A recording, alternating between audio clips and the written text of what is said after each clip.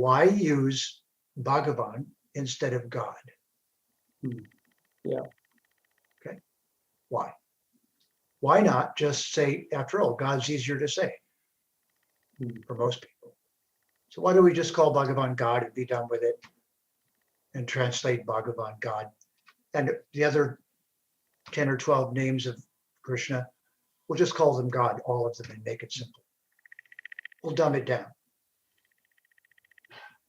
Well, that's what it is, first of all, it's dumbing it down. Secondly, you need to ask, so what does the word God actually mean? Literal meaning, not my meaning that I make up in my head. And what does the word Bhagavan mean? Now, interestingly enough, if you ask most Vedic practitioners on the street what Bhagavan means, they'll tell you God. Yes. Or they might say supreme being or something like that. But let's ask first what the word God means. Well, God came into English from German. And German is based in Sanskrit, not Latin. Most people don't know that. So that means Italian and Spanish and Portuguese came from Latin. So they're called Latin languages. But German and Russian and many others came from Sanskrit. Yeah. Well, we haven't been told this, but that's why Hitler used Sanskrit terms to describe his politics in World War II. When he said we're Aryans and we have the swastika and all that. He used all those words incorrectly. He just stole them and misused them. Right? So anyone in India was ashamed Yes. that those beautiful words were being used in a terrible way. Yeah. So just think of the war that's going on as taking place with words.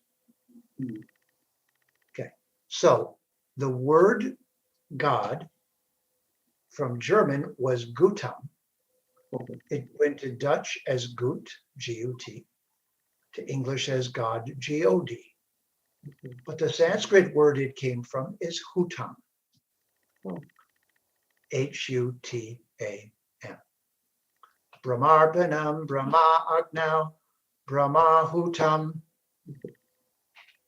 Samadhina. This is from the fourth chapter of the Bhagavad Gita. Right. And it's the Agnihotra Yagya that's being described. Okay. And when you place the offering into Agni's mouth in the fire, the smoke that comes up is called Hutam. Okay. So now that means that the Christian word for the Supreme Being was taken from something they say they hate, which is the pagan fire sacrifice to the supposed many gods, which is a complete misunderstanding of the Yagya. But that never stopped them before.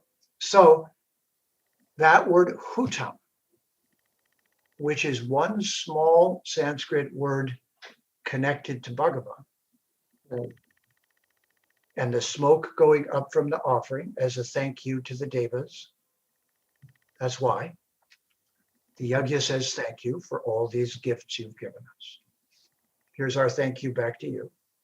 Right. So we put some food in the fire and say, before I take this, thank you for all these wonderful gifts. Right? And one of the words we say is Hutam.